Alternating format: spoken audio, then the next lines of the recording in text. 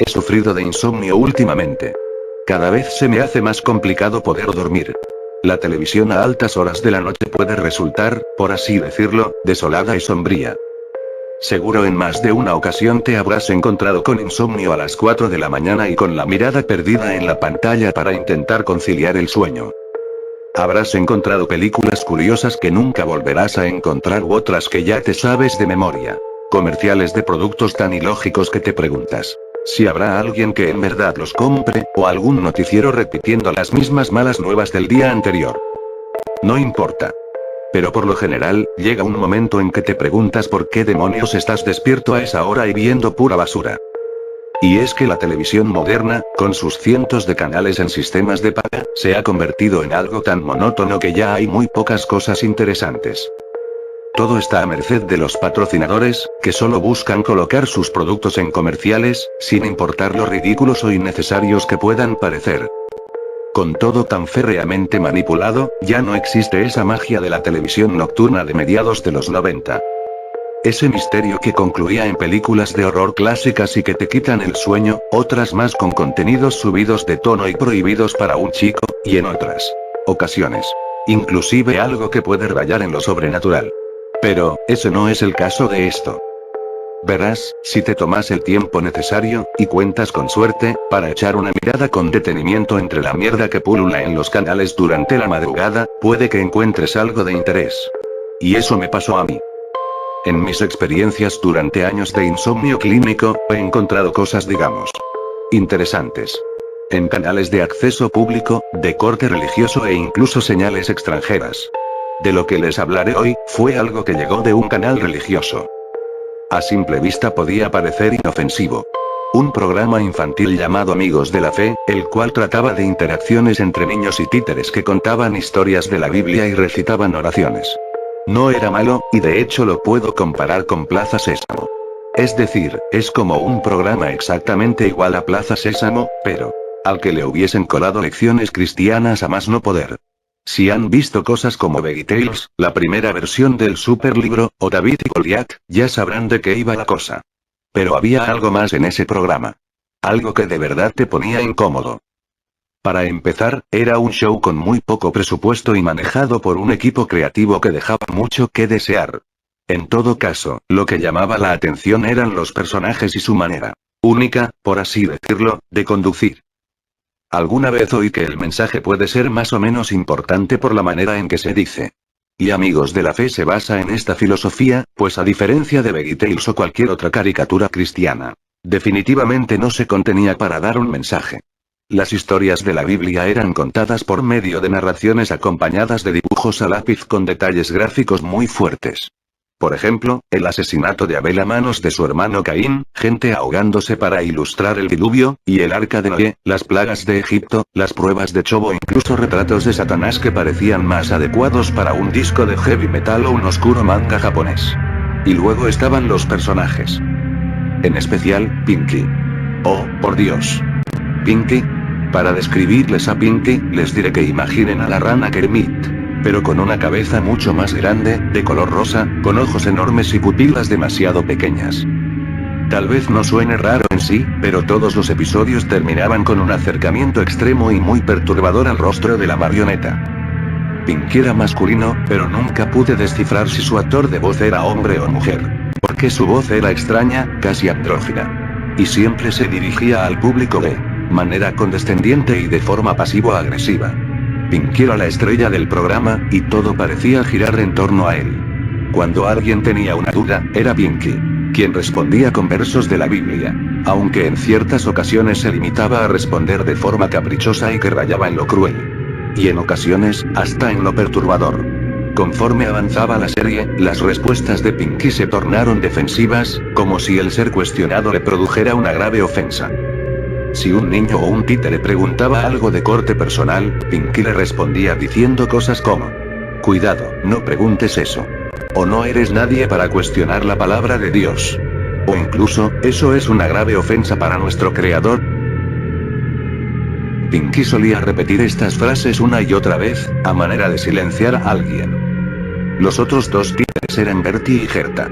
Existían otros que aparecían de vez en cuando, pero estos dos eran los únicos aparte de Pinky que aparecían en todos y cada uno de los episodios. Bertie era un hipopótamo azul. Y Gerta, un pájaro verde, alto y esponjoso.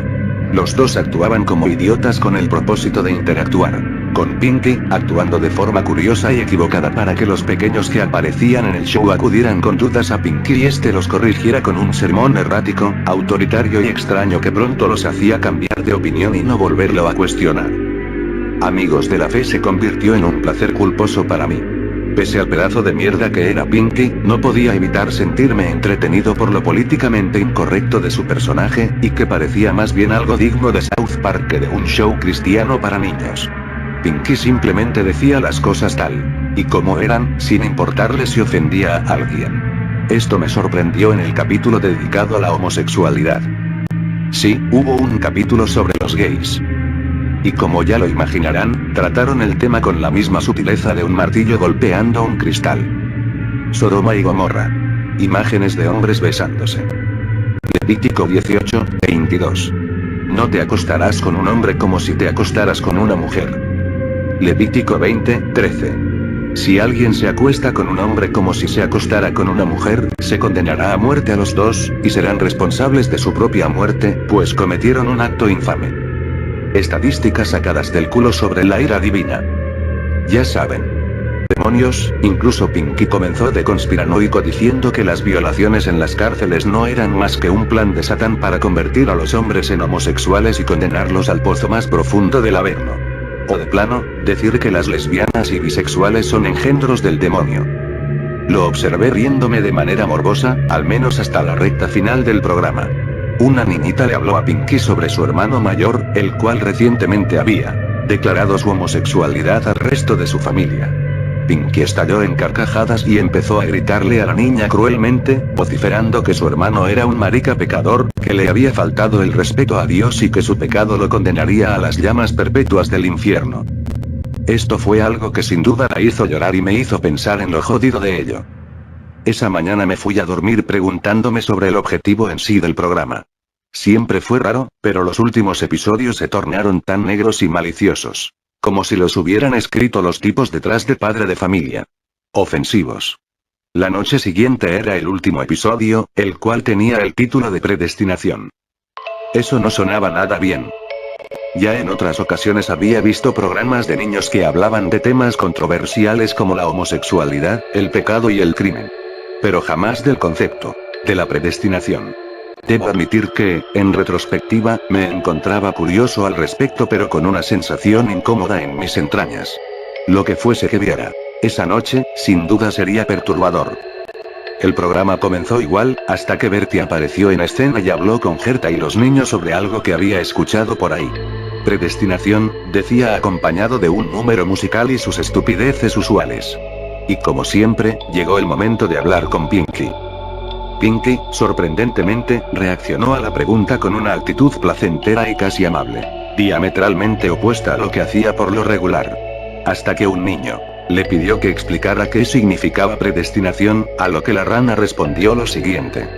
Algunas personas están destinadas al cielo y otras al infierno. Y después comenzó con su discurso del poder de Dios.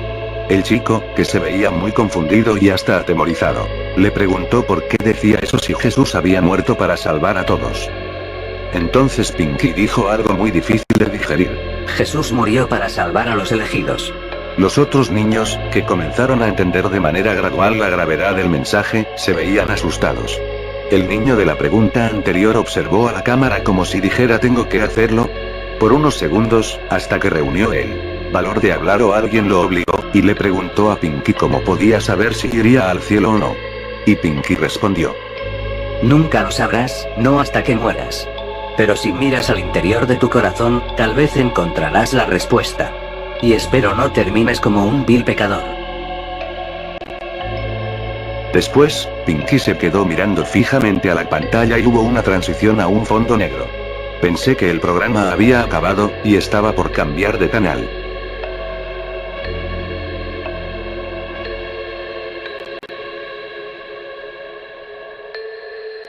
Cuando vi aparecer un título nuevo. No hay redención para los condenados. Entonces, un desfile de ilustraciones bastante gráficas comenzó. Esta vez sin mensaje de la Biblia o moraleja. Solo vistazos al destino de aquellos que no habían sido elegidos por el Todopoderoso. Una pareja abrazándose antes de ser achicharrados por un muro de fuego. Gente con los pies encadenados al piso, siendo devorados por demonios. Personas rodeadas de fuego y lava, sufriendo y gritando.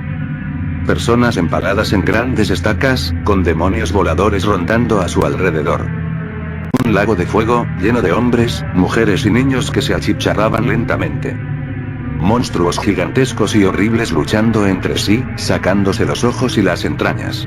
La música de fondo iba acompañada de gritos y lamentos, con algunas frases de Pinky como: esta es la cólera del Señor. Y me hace feliz ver a los pecadores sufrir. Oh. Este es el destino de los que no obedecen la palabra de Dios. Esto continuó por unos minutos hasta que finalmente hubo un corte abrupto. Esperé ver los créditos, pero en esta ocasión fue distinto. En lugar del texto ascendiente en fondo negro, apareció una toma del estudio, donde se podían ver incluso las cámaras, las luces del techo y los micrófonos. Y sin rastro alguno de los niños o las marionetas. Un hombre con una capucha negra entró a la habitación y procedió a bañar todo con un bidón de gasolina, para después encender un fósforo e incendiarlo todo. El camarógrafo lo siguió a la salida del estudio, y la última escena mostraba al encapuchado y al camarógrafo riéndose como maniáticos mientras arrojaban a los títeres en un horno, con la toma final siendo un acercamiento a Pinky quemándose y derritiéndose, siendo consumido por las llamas. Finalmente, aparecieron los créditos. El programa había terminado. No ha pasado tanto tiempo desde que vi el último episodio, pero sigo sin encontrar respuestas sobre el show, por qué acabó así y más importante, ¿cuál era su intención?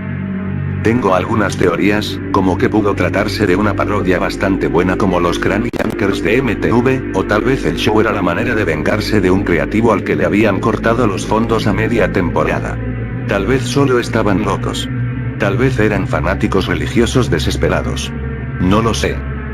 Lo único que sé, es que hay una posibilidad de que, a esas horas de la madrugada en que no hay más que infomerciales y películas, te puedas encontrar con una repetición de Amigos de la Fe.